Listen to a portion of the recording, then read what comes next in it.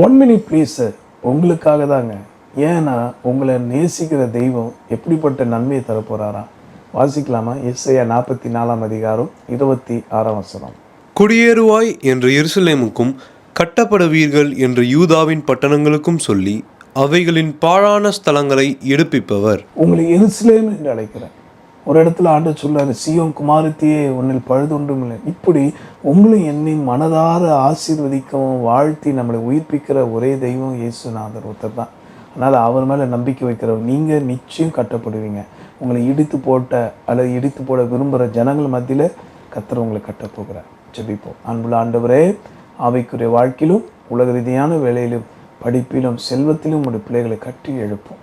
அவர்கள் ஆசீர்வதிக்கப்படுவது உங்களுடைய விருப்பம் என்பதை நிரூபித்தரலும்.